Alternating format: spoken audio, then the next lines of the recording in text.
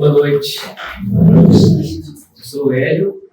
Hoje nós vamos fazer então, toda quinta, como você disse, né, que eu sou toda quinta fazendo a preleção e depois a leitura do Evangelho. Você gostaria de abrir a leitura?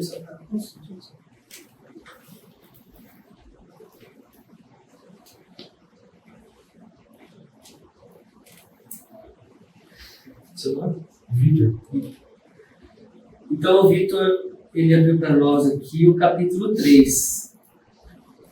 Logo no começo do Evangelho, né? Lembrando que o Evangelho, do Evangelho segundo o Espiritismo, lembrando que todos os capítulos, né, são baseados nas palavras e ensinamentos de Jesus, né, na mensagem do Evangelho, onde Kardec, ele e a espiritualidade trabalham esses ensinamentos, né, para nós, e também tem sempre ao final os capítulos, as instruções dos Espíritos. E o capítulo número 3, há muitas moradas na casa de meu Pai. Que vosso coração não se perturbe. Crede em Deus, crede em mim também. Há muitas moradas na casa de meu Pai. Se assim não fosse, eu vos teria dito. Pois vou para preparar-vos um lugar. E depois que me for, e que vos tiver preparado um lugar, eu retornarei. E vos levarei comigo, a fim de que, onde eu estiver, vós aí também estejais. São João, capítulo 14, versículos 1, 2 e 3. Esse foi o item 1. E agora é diferentes estados da alma na erraticidade. Então a gente tem que lembrar que a erraticidade, quando na doutrina espírita eles falam, né, Kardec e os outros demais autores falam, erraticidade é o plano espiritual, né, quando nós estamos no plano espiritual. Seja né, na forma, igual nós estamos aqui, né, estamos acordados no sono, nós como espíritos, voltamos para o plano espiritual, seja para trabalhar, para estudar, nós vamos procurar aqueles locais que a gente tem mais afinidade, né? E também, né, também os espíritos desencarnados, né? Na erraticidade, às vezes a gente pode até entender que é um termo assim, ruim, né? A erraticidade, né? Eu não quero estar na erraticidade, né? Mas, na verdade, sempre quando fala da erraticidade, quer dizer que está no plano espiritual, já não está mais encarnado. A casa do Pai é o universo. As diferentes moradas são os mundos que circulam no espaço infinito e oferecem aos espíritos encarnados estadas adequadas ao seu avanço.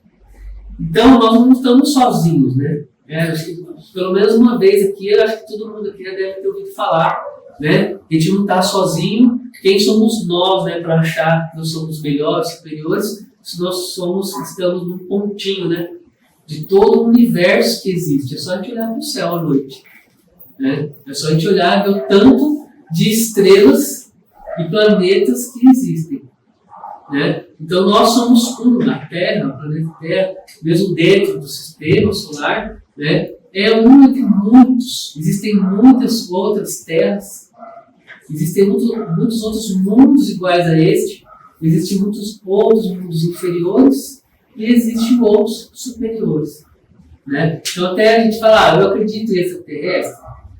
Muitos de nós podemos até ser extraterrestres, no sentido de que nós viemos de outros mundos. Marcelo conhece bem isso. Então, quando a gente fala de extraterrestre, né, a gente vê realmente pela figura, né, da cabeça grande, o olho alto, tudo, mas na verdade nós espíritos podemos ser daqui mesmo, da Terra, né, ou podemos, já na encarnação anterior, ter vindo de outro mundo, de tantos outros mundos que existem, né, como ele coloca aqui no universo. A parte da diversidade dos mundos, essas palavras também podem ser entendidas como o estado feliz ou infeliz do espírito na erraticidade. Então, o que dá para entender é que ele coloca aqui que, mesmo além da diferença dos mundos, nós mesmos podemos estar em um mundo ou não. Como assim? Alguém que já leu O Céu e o Inferno? Já leu Kardec? O Céu e o Inferno, ele explica justamente que o céu e o inferno são estados de consciência. São estados de pensamento. É como eu estou me sentindo. A gente pode estar uma hora se sentindo no inferno, acontecendo tudo de ruim, e no outro momento está no céu. Sim ou não? É? Acho que todos aqui já devem. A gente passa por isso todos os dias. Né? O Augusto estava falando, estava fazendo o nosso, estava lembrando, ele falou da felicidade, né, dos problemas. Né? Eu estava lembrando de um. Eu sou muito ruim de nome, assim, de referência. Um filósofo, ele estava explicando sobre a felicidade. Acho que cada um aqui já passou por um momento de felicidade, né? Quem aqui já passou? Né? E a gente sempre quer ter mais. A gente não vai conseguir sempre viver 100% na felicidade. A felicidade é um momento. A gente tem que fazer com que haja mais momentos de felicidade do que os momentos de tristeza. Mas a tristeza faz parte. Né? A tristeza faz parte no sentido de nos fortalecer, de nos mostrar o caminho. Né? Agora, quando teve um atendimento, a irmã falou uma coisa muito singela, muito simples, mas mesmo muito forte. Segura na mão de Deus. Se a gente segurar na mão de Deus, nossos momentos de tristeza vão ser mais suaves, talvez, ou menos intensos. Mas vão acontecer. Precisa acontecer. Porque eu fiz acontecer. Cada um de nós faz acontecer. Né? Então, eu achei muito essa explicação dele, é o professor, esqueci o nome dele. Ele fala que os momentos, a gente sabe o gosto da felicidade, a gente sabe também o gosto da tristeza. Né? Mas que a gente consiga ter mais momentos de felicidade, apesar dos momentos de tristeza.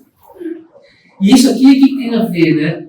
Os diferentes mundos têm a ver com o nosso estado de espírito, com o nosso estado atual. Né?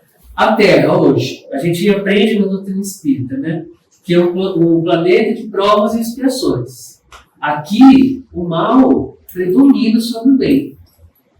Não quer dizer que não tenha pessoas boas, não quer dizer que não ocorram coisas boas, mas o mal ainda prevalece. Por quê? Principalmente pela nossa ignorância. Pela ignorância de mundos, a ignorância da verdade, daquilo que é bom, daquilo que é justo, e pelo poder que o orgulho e o egoísmo ainda tem sobre nós. Por isso que a Terra é um planeta de provas e expiações. Então, mesmo dentro do planeta de provas e expiações, eu posso estar além desse planeta, em pensamento. Como assim, né? Eu posso já ter trabalhado bastante o meu pensamento, a minha atitude, para procurar fazer mais coisas boas, para ser melhor. Né? Enquanto tem uns que num planeta ainda desse sentido, dessa situação, ainda são muito primitivos. São muito primitivos em comportamento, em entendimento, em inteligência, em tudo. Né? Então, além da variedade de mundos que nós temos, nós também, cada um de nós aqui, somos diferentes. Né? Podemos estar em momentos diferentes dentro desses diversos mundos. Então ele fala, a parte da diversidade dos mundos, essas palavras também podem ser entendidas como um estado feliz ou infeliz do espírito na erradicidade, conforme ele seja mais ou menos depurado e desprendido dos laços materiais, o meio que se encontra, o aspecto das coisas, as sensações que experimenta e as percepções que possui variam ao infinito.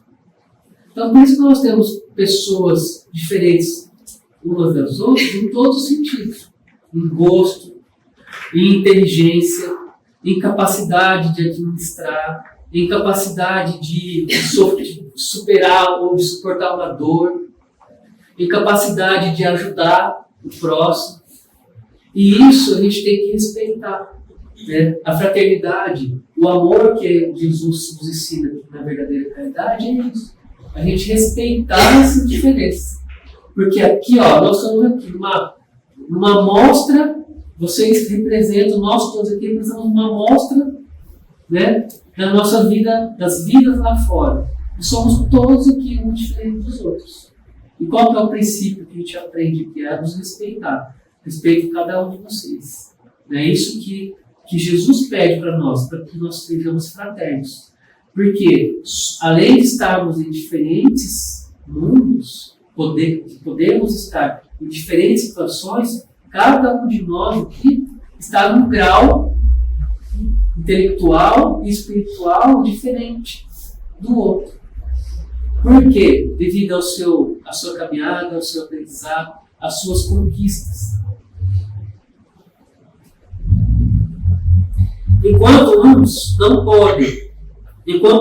podem se distanciar da esfera na qual viveram, outros se levam e percorrem o espaço e os mundos. Essa é a nossa trajetória, esse é o nosso objetivo. O nosso destino é melhorar. E conforme a gente vai melhorando, nós vamos nos mudando, nós vamos viver em outros mundos. Em mundos que correspondem àquele meu grau de adiantamento. Né? Não é uma recompensa, na verdade é um resultado. Né? Se eu estudo, se eu trabalho, se eu vou lá me dedico, eu conquisto uma vida boa, focando no necessário. Estou falando do necessário, não do supérfluo. Né? E eu me coloco num outro nível dentro da nossa sociedade. Cada um de nós é assim. Está no nível de acordo com as suas conquistas. Né? Então, e tudo isso é resultado do nosso trabalho.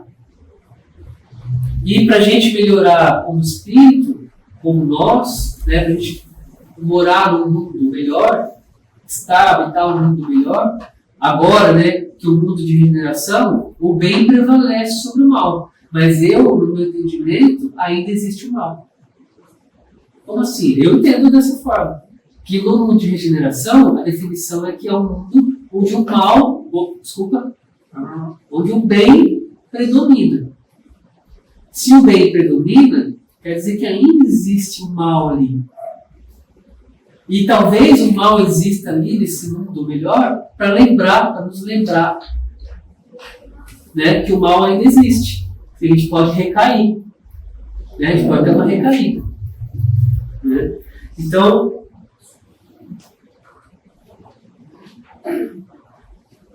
desculpa que eu me perdi.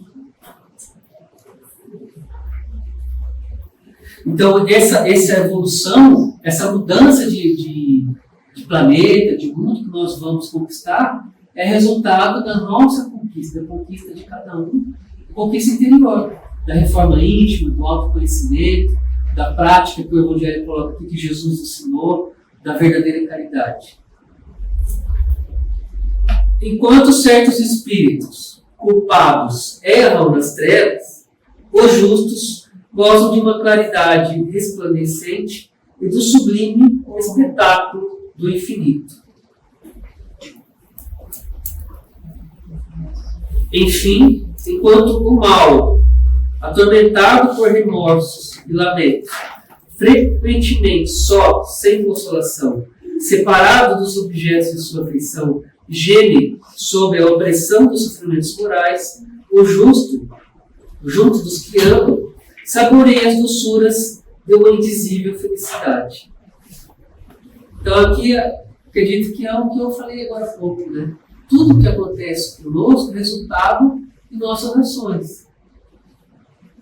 Se eu furo o sinal vermelho e bato o carro, a culpa é do outro que estava no sinal vermelho. Não é? Não foi resultado, a batida não foi resultado de eu atravessar o farol vermelho. Né? Não foi, a culpa não é do outro, é minha. Né? Então, o que eu falei é que tudo que acontece comigo agora tem um porquê, tem um para quê, tem uma ação, né, que aconteceu anteriormente, ainda nessa vida eu fiz mal, eu prejudiquei, eu roubei, fiz, né, pratiquei o mal agora e eu estou tendo a reação, né, eu estou recebendo, talvez não na mesma moeda, porque já se foi a época do olho por olho, dente por dente, né? E o bem também, quando eu pratico bem, eu recebo, cada um de nós aqui consegue praticar o bem e receber o bem. Então, aquele que ainda vive atormentado é por causa das suas ações e por causa que ainda não acordou, não despertou. Precisa, né, de algum auxílio, seja auxílio espiritual, né, o auxílio fraterno de algum irmão, para poder se modificar. Enquanto que aquele, né, que procurou sempre fazer o bem, ele coloca aqui, ó, o justo,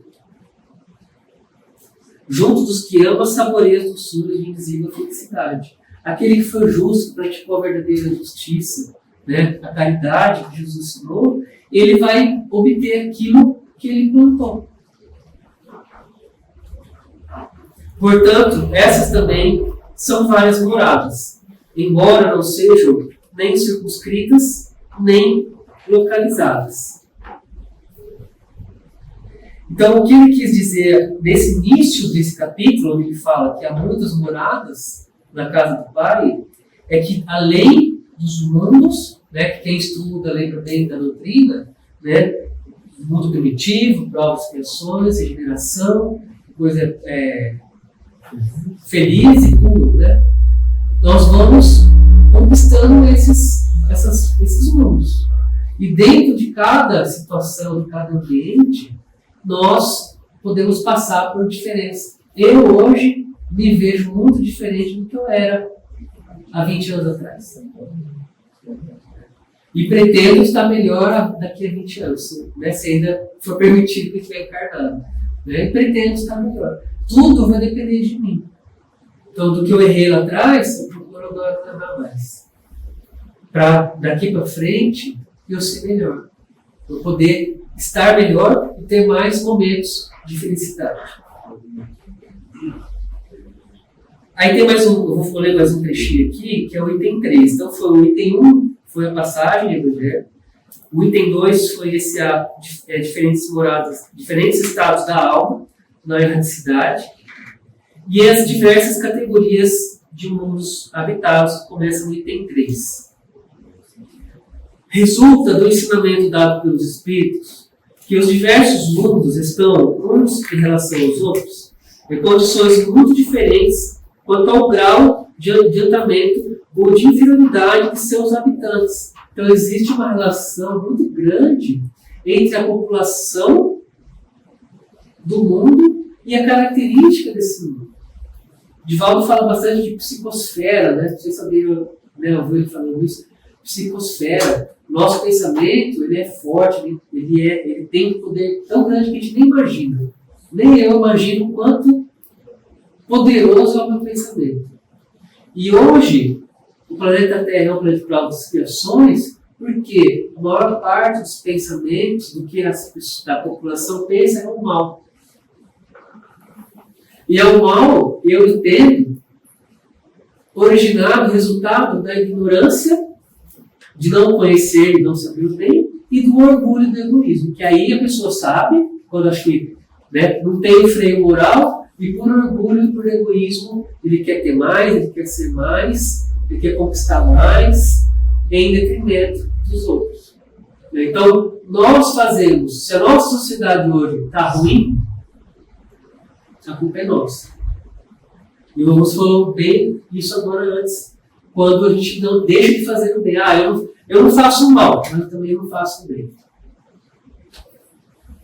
Então, se o planeta Terra hoje está desse jeito, a culpa é nossa.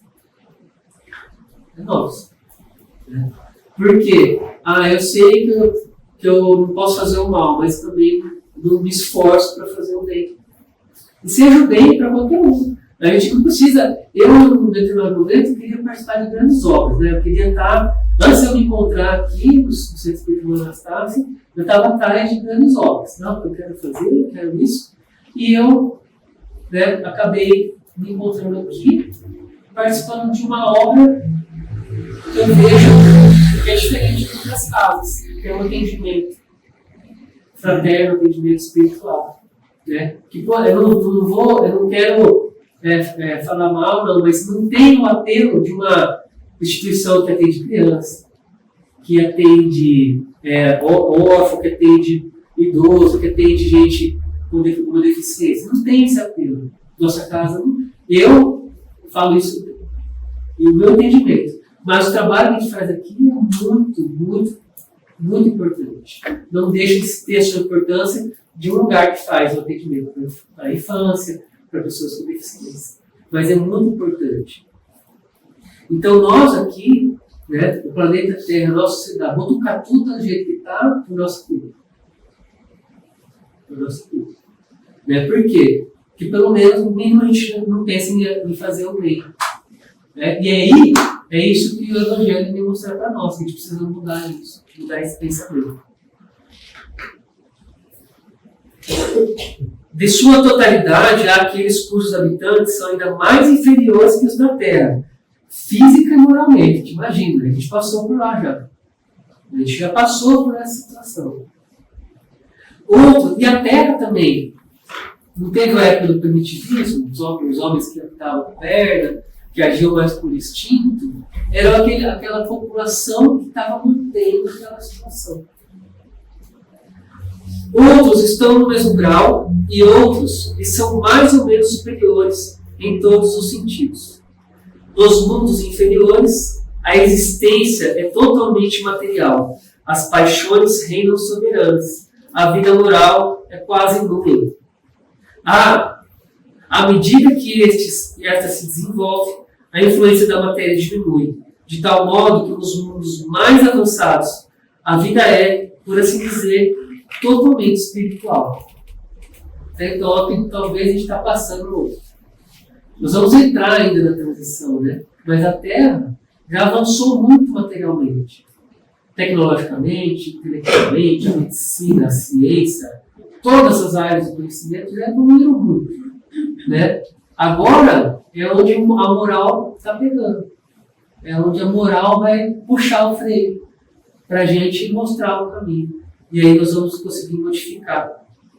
E aí assim nós também vamos, junto com o ambiente, junto com o planeta, o mundo, nós vamos nos modificar. Eu não sei se alguém quer status capela, né? Mas você não pode. Mas é justamente essa história. O mundo evoluiu. Né? E aqueles que não evoluíram junto? Foram para onde? Muitos vieram para cá. Né? E os que ficaram lá progrediram. Se mantiveram e progrediram junto com o planeta.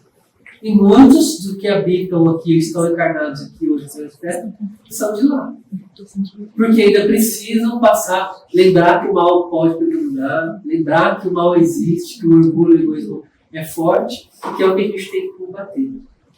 Então, nesse capítulo 3, ele começa dizendo dos estados da alma, do nosso estado, né, de pensamento, de ação, de conhecimento, e já depois começa a discorrer sobre as categorias dos mundos habitados. Alguém gostaria de comentar? Tem alguma pergunta? Alguma colocação aí para complementar?